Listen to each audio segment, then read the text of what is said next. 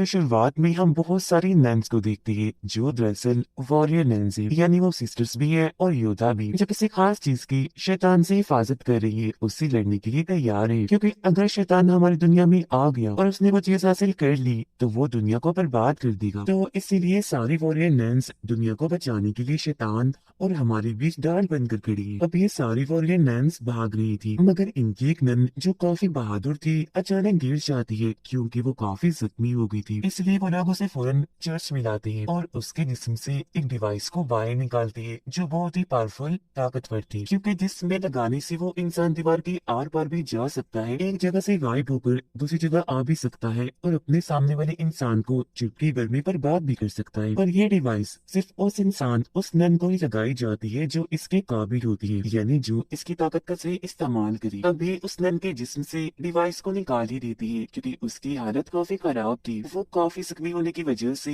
जल्द मरने वाली थी, पर उन्हें इस डिवाइस को बचाना है क्योंकि यही वो चीज है जिसे शैतान से बचाते आ रही है। वो लोग फिर डिवाइस को छुपाने के लिए एक लड़की की लाश में डाल देती है और हैरत जैसी डिवाइस उसके जिस्म में जाती है वो हिलने लगती है। अगले ही पल दोबारा से जिंदा हो गई थी। इस लड़की का नाम एवा था जो ऑर्फनेज में रहती थी, यानी अनाथ आश्रम में, जहाँ ऐसे बच्चों को रखा जाता है जिनका दुनिया में कोई नहीं होता, क्योंकि उसके माँ बाप की मौत हो गई थी। मगर जब वो 19 साल की हुई तो उसका वहाँ से जाने का टाइम आ गया, पर वहाँ की एक सिस्टर ने उसे जाने नहीं दिया, बल्कि एक इंजेक्शन लगाकर उसे जान से मार दिया था। वो जब ऑर्फनेज में थी तो चल नहीं सकती थी, पर अब डिवाइस उसके जिस्म में आने से वो चल भी पा रही थी, जिस वजह से वो काफी खुश थी। पर क्योंकि चर्च में खतरनाक लड़ाई चल रही थी इसीलिए वो यहाँ के माहौल से बाहर निकलती है। बाहर आने पर उसकी मुलाकात एक चोर से होती है जो एवा को अपने साथियों से मिलवाता है, जो मिलकर छोटी मोटी चोरियां किया करती थी। यहाँ एवा को ख्याल आता है कि उस सिस्टर ने मुझे मारने की कोशिश की थी, जो हरकत वो और किसी बच्चे के साथ भी कर सकती है। इसीलिए वो बाकी बच्चों को बचाने के लिए दोबारा से ऑर्फनेज में जाती है। सिस्टर उस वक्त एक बच्चे को भी वो इंजेक्शन लगाकर मारने वाली थी, पर एक वक्त पर एवा वहाँ आकर उसे बचाने के लिए सिस्टर से लड़ने लगती है। अब इससे पहले कि सिस्टर उसे पलट कर मारती, वो गला घोटकर सिस्टर को जान से ही मार डालती है। अब चर्च के फादर को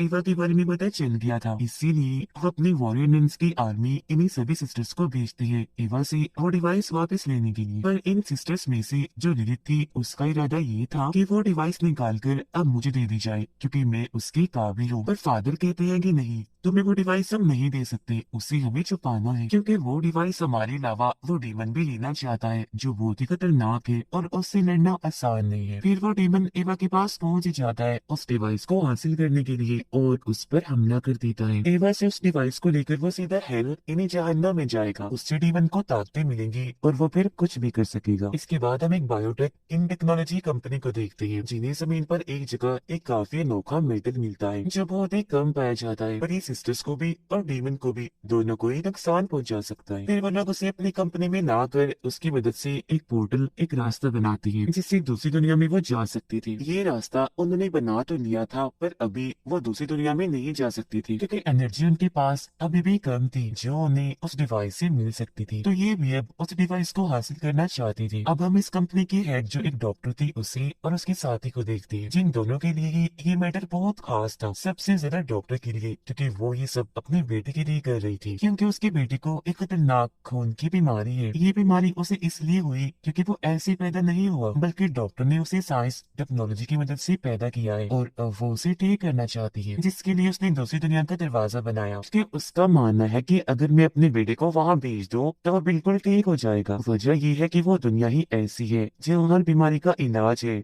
और वहाँ कोई भी नहीं मरता।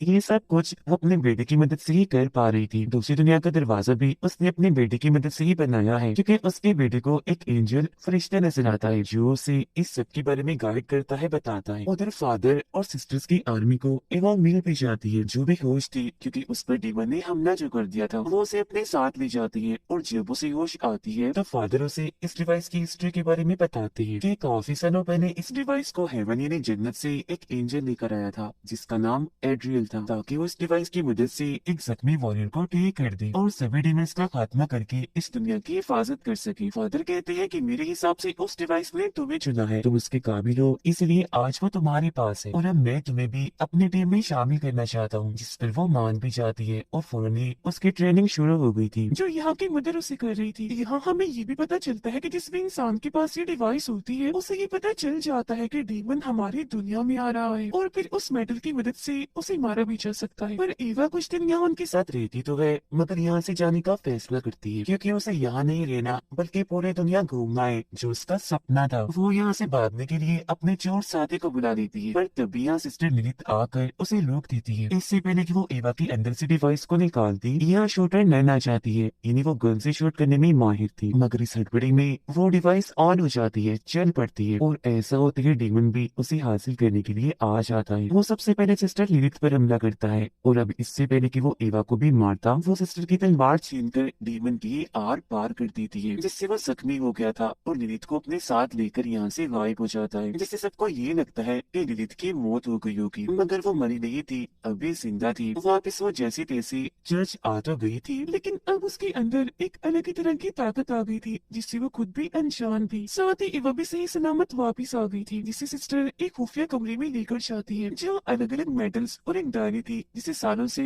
वॉरियर नर्स लिखती आ रही थी। इस डायरी से एवा को पता चलता है कि उस एंजल यानी एड्रियल की मौत हो गई थी क्योंकि उसने अपने ये डिवाइस वॉरियर नर्स को दे दी थी। उसे दफनाने के बाद जो भी एड्रियल की कब्र के पास जाकर बैठता था उसके हर तकलीफ हर बीमारी ठीक हो जाया करती थी, जिसके बाद सभी वॉरियर्स ने ये फैसला किया कि वो एड्रियल की लाश को एक जगह पर छुपाकर आसपास मोटी दीवार बना देंगे ताकि उसकी शक्तियाँ और किसी को ना मिल सके। इसीलिए हमने उसकी लाश को एक चर्च में कब्र बनाकर रख दिया ताकि उसकी शक्तियाँ वहाँ रहने वाले लोगों के काम आ सके। तो अब हमें एड्रियल के जिस्म का हिस्सा चाहिए, फिर चाहे वो हड्डियाँ ही क्यों ना हो, क्योंकि वो मिलने के बाद हम उन्हें खत्म कर देंगे और फिर डीमन भी यहाँ नहीं आ पाएगा, क्योंकि हमारा मानना है कि उसकी शक्तियों की वजह से ही डीमन हमारी इस दुनिया में आ रहा है, वो भी एक पोर्टल रास्ते के जरिए। तभी लोग फैसला करते हैं कि इस सब में हम डॉक्टर और उसके साथी की मदद लेंगे और एड्रियल की हड्डियों को हमने तबाह तो करना ही है, तो हम उन्हें तबाह नहीं करेंगे बल्कि डॉक्टर को दे देंगे ताकि वो अपने बेटे का इलाज कर सके, जिसके लिए डॉक्टर मान भी जाती है और उसका साथी अगले ही पल चर्च आ जाता है ताकि वो एड्रियल की हड्डियों को हासिल कर सके। अब एवा जैसे उन हड्डियों को लेने के लिए जाती है तो उसे वह उसकी हड्डियां नहीं बल्कि खुद एड्रियल मिलता है, वो भी बिल्कुल सही सलामत, जो ना जाने कब से यहाँ फंसा हुआ था। इसके अलावा एवा को यहाँ ये बात भी पता चलती है कि एड्रियल कोई एंजल नहीं है बल्कि वो डीमन है और वो डिवाइस उसने एक एंजल से चुराई थी, इसी वजह से डीमस उसके पीछे लगे हुए थे। तो उस डिवाइस को बचाने के लिए एड्रियल ने उसे शुरुआत वाली नन के अंदर डाल दिया, साथ ही बाकी सिस्टर्स को भी पकड़ पकड़ कर वॉरियर नन्स बना दिया ताकि आने वाले डीमंस का वो मुकाबला करे, उन्हें रोके, और खुद को फरिश्ता इसलिए बताया ताकि डीमन से सब उसे बचा ले। अब एड्रियल की सच्चाई उस वॉरियर नन को पता तो चल गई थी पर उसने किसी को भी नहीं बताया क्योंकि उसकी मौत जो हो गई थी। अब सारी सच्चाई जानने के बाद एवा उसे वो डिवाइस नहीं देना चाहती थी, पर एड्रियल जबरदस्ती वो हासिल कर देता है, जिससे काफी तेज एनर्जी को हम चलते हुए देख पाते हैं जो दूसरी दुनिया के उस रास्ते में बनी थी जो डॉक्टर ने बनाया था। उसके बेटे को भी ये बात पता चल गई थी, इसीलिए वो उस पोर्टल में जाने का फैसला करता है।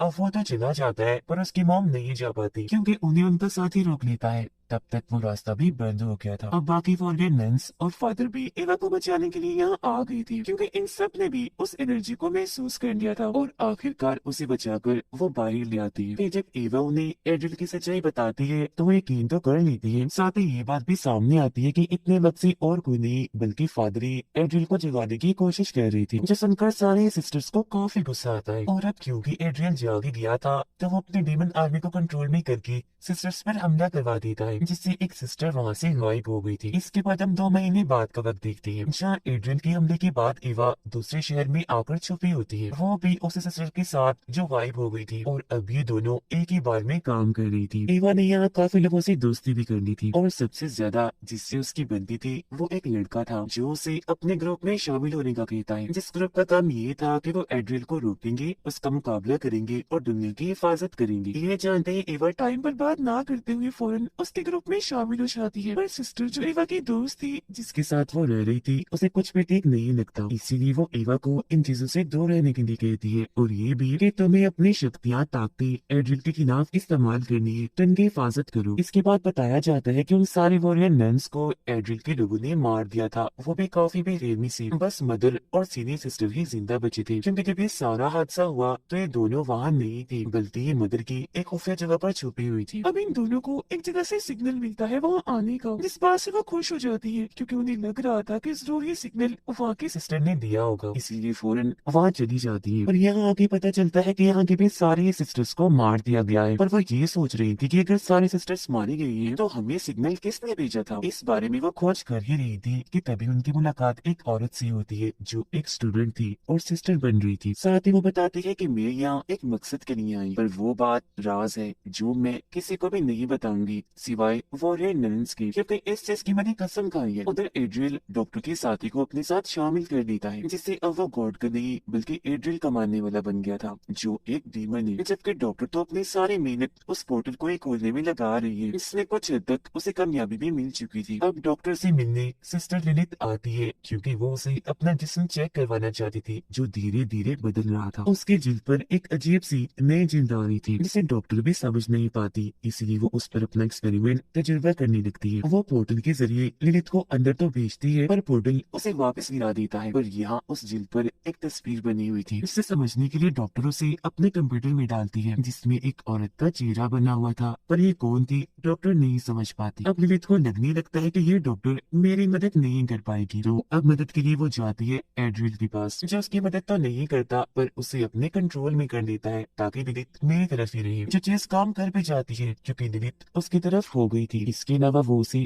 काफी सारे शक्ति भी देता है जिसकी मदद से अब वो सारे डीमंस को देख पा रही थी। अब हम जानते हैं कि डॉक्टर का साथी एड्रियल के साथ मिल गया है जो उस पर इतना भरोसा करती थी, पर उसने इस भरोसे का फायदा उठाकर एड्रियल की मदद की, उसे एक बिल्डिंग और बहुत सारे हथियार बना कर दिए ताकि उस बिल्डिंग में उन हथियारों की मदद से एड्रियल अपनी शक्तियां दिखा सके और उसे पसंद करके लोग उसके साथ ही मिलते जाए ताकि उसकी काफी बड़ी आर्मी बन जाए। और अगर किसी ने उसकी बात ना मानी तो वो उन्हें यहाँ सजा भी देगा। अब दूसरी तरफ शक्तियों को इस्तेमाल करके एवा भी ये कोशिश कर रही थी कि वो एड्रियल की किसी भी प्लान को कामयाब ना होने दे। यहाँ ये भी बताया जाता है कि एवा का वो दोस्त जो उससे बार में मिला था वो और कोई नहीं बल्कि डॉक्टर का बेटा था जो उसका बड़े वाला रूप था। फादर भी जाग गया है दोबारा क्योंकि अब वो एड्रियल का ही मानने वाला था, लेकिन बहुत ही जल्द उन्हें अपनी गलती का एहसास हो भी जाता है कि वो कोई गॉड नहीं है बल्कि डीमन है, शैतान है जो अपने मकसद के लिए कुछ भी कर सकता है। तो वापिस उन लोगों के साथ ही शामिल हो जाते हैं।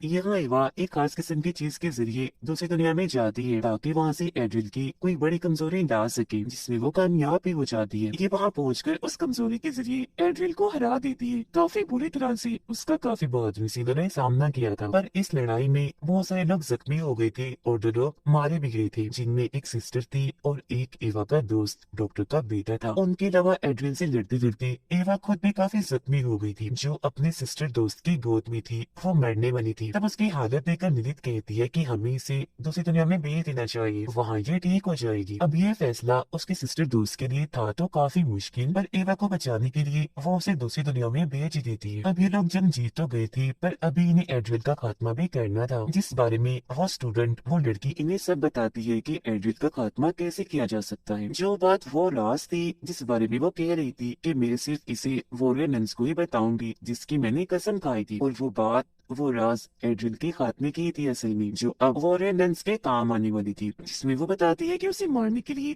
हमें जीसस का ताज चाहिए जिसे वे हासिल करने में वो कामयाबी हो जाती है। पर बहुत जल्द एवा को पता चलता है कि एड्रिल को मारने का तरीका ये ताज नहीं है बल्कि कुछ और ही है। साथ ही उसका मकसद उस बायो कंपनी की मदद से दुनिया में एक ऐसी बीमारी फैलाना है जिसे ठीक करने के लिए सबको उसकी तरफ आना ही पड़ता क्योंकि उसके पास ही सिर्फ इस बीमारी का इलाज है। पर हकीकत तो ये थी कि वो कोई इलाज नहीं करता था बल्कि वो डीमंस के जरिए उन सभी लोगों को डीमंस बना रहा था अपनी एक काफी बड़ी आर्मी खड़ी करने के लिए। और इस चीज में उसे काफी हद तक कामयाबी मिल भी गई थी। उसने बहुत सारे लोगों को अपनी आर्मी में शामिल कर लिया था। सिर्फ इतना ही नहीं बल्कि वो लोग जो जो दुआएं करती थी उनकी एनर्जी को भी अपने मकसद के लिए इस्तेमाल करता था। इसके अलावा वो डॉक्टर की टेक्नोलॉजी से एक ऐसा पोर्टल खोलता है जो जल्दी बंद ना हो, क्योंकि वो इस दुनिया में बहुत सारे डीमंस को बुलाना चाह रहा था ताकि उनकी मदद से वो पूरी दुनिया पर कब्जा कर सके। अब तभी वो उस पोर्टल के जरिए एक औरत को भी वहाँ से बाहर इस दुनिया में लाता है ताकि हमेशा उसे यहाँ कैद कर सके, क्योंकि ये औरत काफी बहादुर थी जो एड्रियल को हरा सकती थी और वो नहीं चाहता था कि उसे कोई रोके। ये औरत असल में दूसरी दुनिया की मास्टर थी। उसकी दुनिया में एड्रियल कब्जा करना चाहता था पर जंग वो वहाँ पर हार गया, इसीलिए उसने इस मास्टर की डिवाइस चुरा ली, क्योंकि वो जानता था कि ये मास्टर मेरे सबसे ताकतवर दुश्मन है और मुझे इस डिवाइस की मदद से हरा देगी। उस दुनिया से हार जाने के बाद वो हमारी दुनिया में आया राज करने के लिए, पर यहाँ आते ही उसे काफी सालों के लिए कैद कर दिया। वहाँ से जब वो निकला फिर भी अपने मकसद में कामयाब नहीं हुआ, क्योंकि वॉरियर नंस ने उसके हर इरादे का खात्मा कर दिया। अब मैं आपको बता दूं कि ये जो औरत थी यानी मास्टर ये हेवन की थी, जो बहुत ही ताकतवर है, क्योंकि इसमें एंजल जैसी शक्तियाँ पाई जाती है। और डॉक्टर के बेटे को जो गाइड करती थी जो उसे नजर आई थी वो भी ये औरत ये मास्टर ही थी। और स्क्रीन पर जिस औरत की तस्वीर डॉक्टर को नजर आई थी जो वो ललित पर एक्सपेरिमेंट कर रही थी तो वो भी यही थी। और इन्होंने ये एवा को गाइड किया था कि एड्रियल का खात्मा कैसे करना है। एवा के साथ साथ उन्होंने डॉक्टर के बेटे को भी ट्रेन किया। अब ये मिशन उन दोनों के लिए काफी मुश्किल था क्योंकि इनकी जान भी जा सकती थी, पर फिर भी ये दोनों पीछे नहीं हटे और इन्होंने मास्टर का साथ दिया ताकि दुनिया को बचाया जा सके, जिसमें सबसे बड़ा हाथ डॉक्टर के बेटे का था, क्योंकि जैसा कि हम जानते हैं उसे खून की बीमारी थी और उसके खून में उस मेटल की ताकत थी जिससे डीमन और एड्रियल का खात्मा किया जा सकता था। और जब ये लोग एड्रियल को मारने के लिए जा ही रही थी कि वहाँ उसने लिलिथ को अपने कब्जे में करके डॉक्टर के बेटे को मरवा दिया, जिससे इवा एकदम काफी टूट गई क्योंकि वो उसका दोस्त था। तभी यहाँ वो डीमन भी आ गया जो आते ही सबसे पहले एड्रियल को मारता है। और अब वो इवा को जैसे मारने के लिए आगे बढ़ता है तो मास्टर उसे और बाकी डीमंस को रोककर पोर्टल के जरिए वापस भेज देती है और खुद भी यहाँ से चली जाती है। एड्रियल के खात्मे के साथ ही उनकी जंग खत्म हो गई थी। इसके बाद हम चर्च का सीन देखते हैं जहाँ पर शायद एवा वापिस आ गई थी क्योंकि उसके मेटल की तलवार चमक रही थी। तभी इसी बात के साथ ये दोनों पहला और दूसरा सीजन इधर ही खत्म हो जाता है।